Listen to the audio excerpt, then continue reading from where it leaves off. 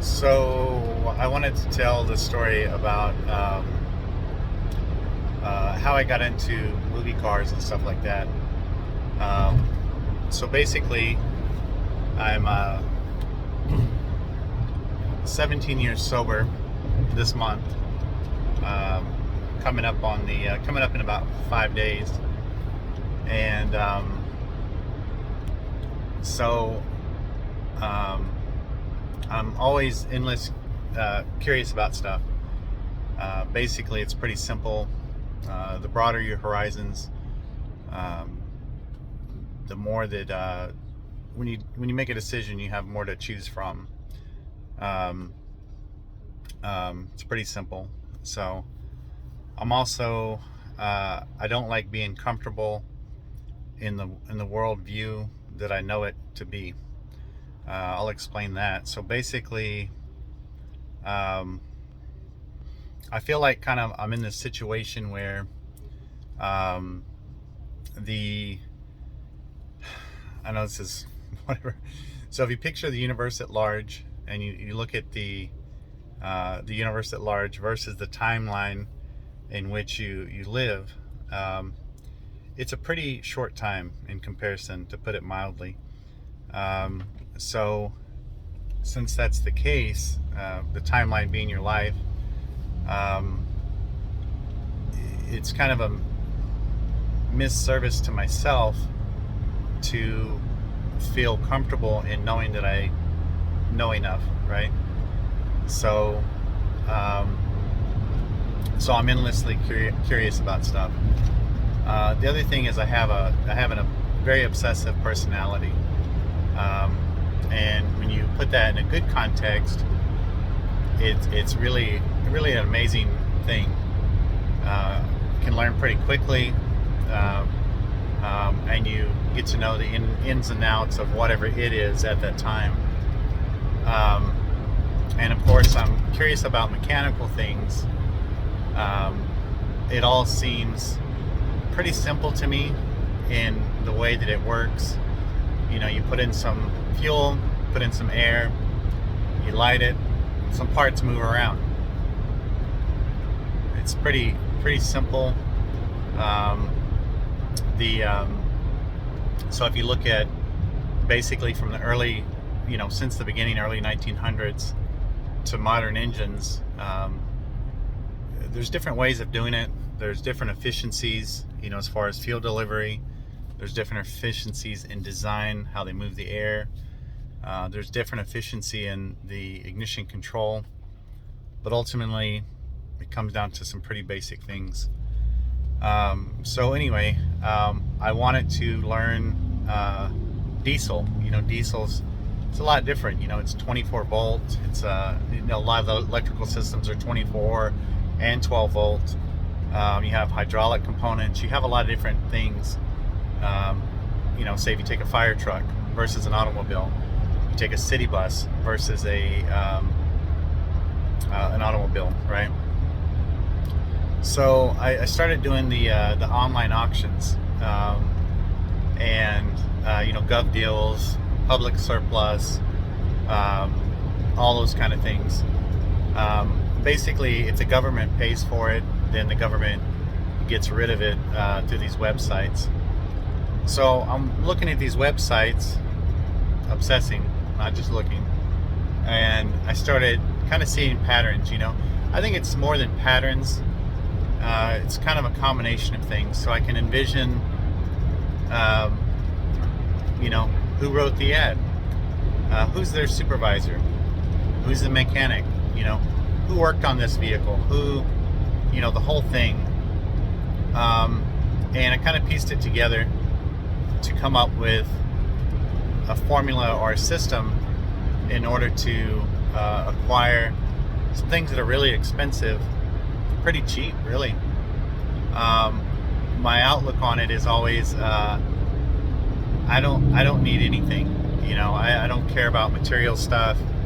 It's just stuff. It's, whether it's a bus, a car, a house.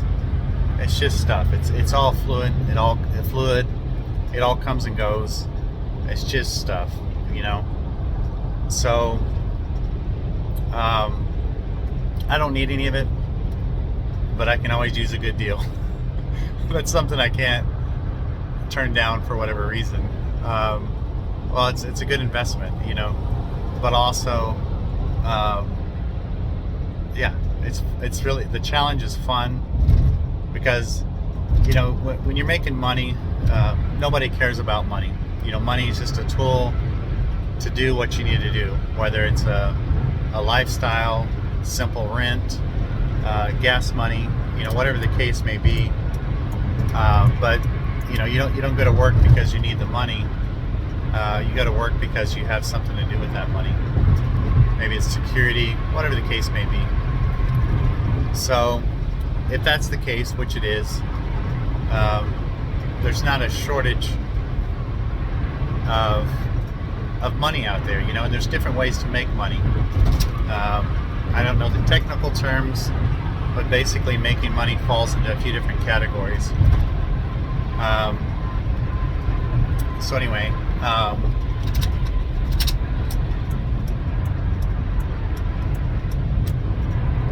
yeah, I'm driving, of course. I'm sure you can tell. But anyway, so there's that part of it as well. And I grew up with, you're going to get a job, you're going to work hard. And I'm down with that. I love working. I enjoy it. But also it's nice to make money and really not do a whole lot. That's always appealing, right? So anyway, and really the formula is real simple. Person A is willing to sell it for you, something for this, and person B is willing to buy it for this. You put one and one together and you get paid. It's also very simple.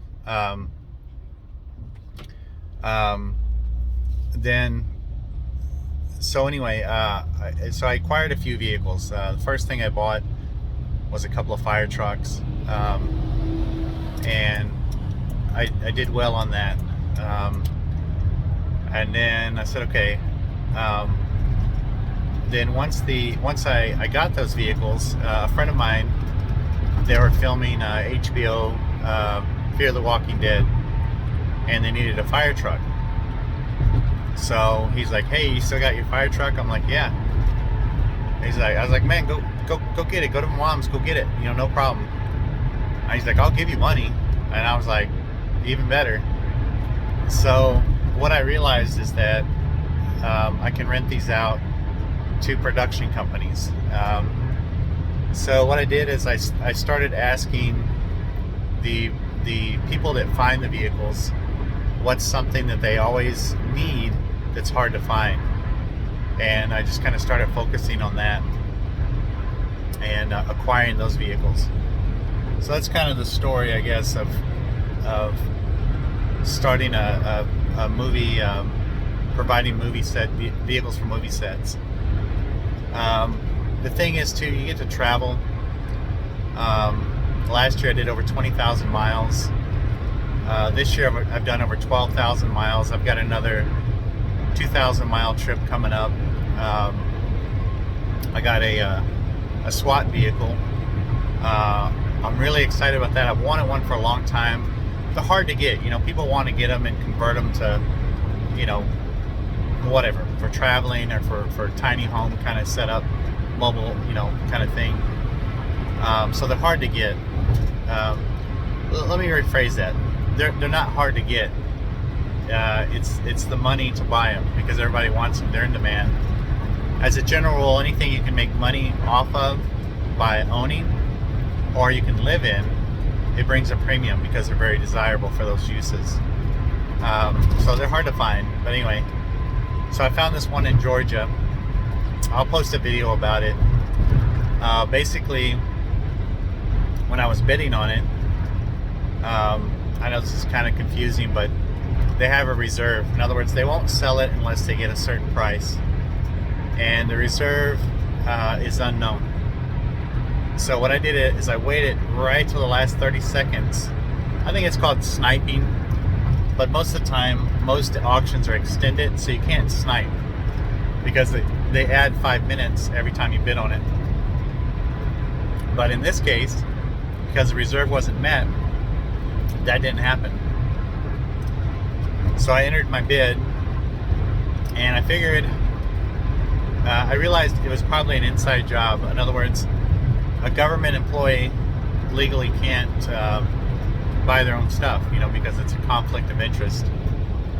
But nothing doesn't say they can't have their old buddy buy it, and they split the money or whatever the hell they got going on, So what I did is I bid on it, and immediately it said I was outbid. So what that means is that they bid right in the last 30 seconds as well, trying to get it for little to nothing. So what I did is I immediately upped the bid, and I got it. I bid $1,800, hoping. I was thinking the person's probably a cheap person, so they probably didn't put a higher bid like that. And so I put $1,800, and I won it within 3 seconds of the auction. I was literally jumping up and down because I was so excited.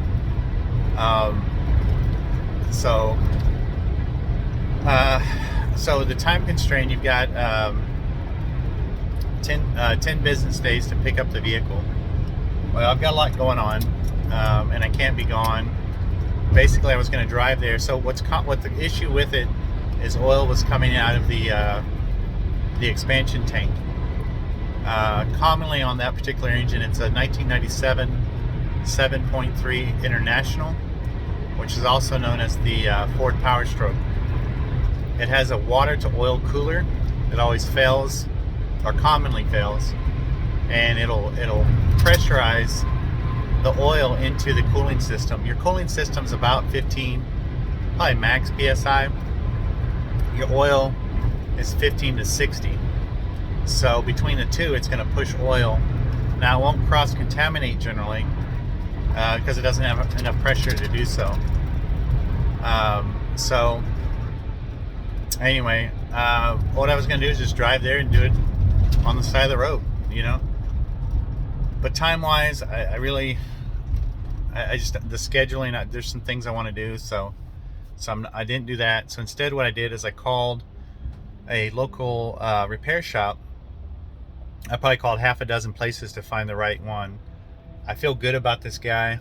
Then I did the same thing with the tow company. So what I'm going to do is get it towed from the police station to a garage. I bought the part on Amazon for about 130 bucks and got it sent to the mechanic shop. So they're going to get that fixed up for me. So I'm excited. So I'll make a video of that, but I'm really excited to have a SWAT vehicle in the rental fleet. But that's one that they ask for a lot. You can disguise it as an armored vehicle. You can disguise it as a an ambulance. So I'm pretty excited about that. But anyway, that's the story why I got into movie cars. Last year we did pretty good. I normally work by word of mouth, but man, it's just not getting out there. So I started working with another company. So we'll see how that goes. Basically, where the person does a Google search, or your company comes up, all that kind of stuff. Because I'm not the tech savvy guy to do that, but the guy that I set this up with, I think he's pretty awesome. So we'll see if it's fruitful. But anyway, that's the story. I wanted to do a story on that.